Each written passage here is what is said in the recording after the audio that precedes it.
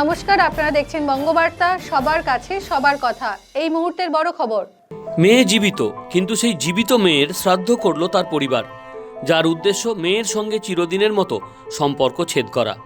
জীবিত মেয়ের শ্রাদ্ধ করা কত কঠিন তা জানেন জন্মদাত্রী মা, কিন্তু সেই মায়ের ক্ষোভ ঘরে ফিরিয়ে এনে বোঝানোর পরেও কলেজের প্রথম বর্ষের ছাত্রী সেই মেয়ে চলে গেলেন প্রেমিক মুসলিম ছেলেকে বিয়ে করে। তাই জীবিত মেয়ের শ্রাদ্ধ করেই প্রায়শ্চিত্ত করার সিদ্ধান্ত নিয়েছেন তারা। আমাদের ভালোবাসার মর্যাদাও দিল না, ও সেই ঘরে আবার চলে গেল।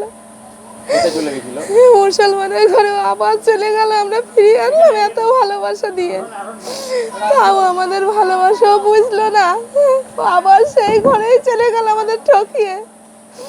আমাদের ঠকি যে ও যদি সুখী হয় তো হোক, সেখানে যে আমরা আর ও চাই না। আমি ও জন্ম দিয়েছিলাম, আমি ও শ্রাদ্ধ করে মুক্তি পেতে চাই। মেয়ের নাম কি ছিল, কিসে পড়তো? রিয়া বিশ্বাস, কলেজে ফার্স্ট ইয়ারে পড়তো। প্রথমে গিয়েছিলাম মাঘ মাসে, তারপর আমরা চৈত মাসে আবার ফিরে এনেছি। এনে আমাদের কাছে 3 মাস ধরে রয়েছে। এত অভিনয় আমাদের সাথে করে গেল, আমরা বুঝতেও পারিনি যে আবার চলে যাবে। এই 3 মাস পর আবারও চলে গেল। আমাদের ভালোবাসা যখন ও বুঝলো না, ওর আমরা আর চাই না, আমরা আর কোনো সময় আর চাই না। আমার আরো 2টো ছেলে মেয়ে আছে জমজ, আমি তাদের নিয়েই থাকতে চাই। ওর আমি জন্ম দিয়েছিলাম, আমি ওর শ্রাদ্ধ করে আমি মুক্তি পেতে চাই। ও যেন জীবনে কোনোদিন আমাদের কাছে আর মুখ না দেখাতে আসে।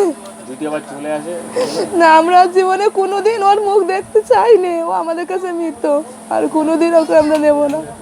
অবশ্য নদিয়ার কৃষ্ণগঞ্জের শিবনিবাস পঞ্চায়েতের খাটুরা উত্তরপাড়া গ্রামে বিশ্বাস বাড়ির মধ্যযুগীয় এই মনোভাব স্থানীয় মানুষের মনে ক্ষোভ ও হতাশা তৈরি করেছে।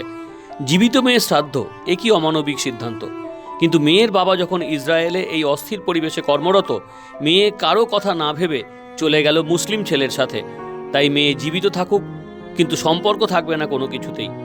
তাই এই শ্রাদ্ধের আয়োজন। বাবা বাড়ি নেই, তো কাকাতে শ্রাদ্ধ করে। বাবা হলো গিয়ে ইসরায়েলে থাকে, বিদেশে। জীবিত মানুষের শ্রাদ্ধ হচ্ছে, কারণ ও মুসলিমদের সাথে চলে গিয়েছে, সেই জন্য মনের অনুরাগে সেই জন্য শ্রাদ্ধ হচ্ছে। ওকে আমরা নিয়ে এসেছিলাম, ওকে আমরা অনেক বুঝাইছি, বুঝানোর পরেও ও আমাদের মারিনি, সেই জন্যই ওরা আমরা শ্রাদ্ধ করছি। আবার চলে গিয়েছে। আপনারা মেনে নিতে পারতেন না, মুসলিমদের কোনো মেনে নেওয়া যায়? আমরা এক ধর্ম, ওরা এক ধর্ম। যদি আবার ফিরে আসে আমরা নেব না তোকে। ফিরে না আসার জন্যই তো আমরা শ্রাদ্ধটা করছি।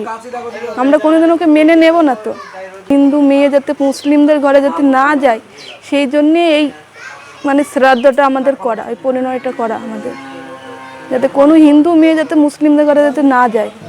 Bureau report, Bangabarta.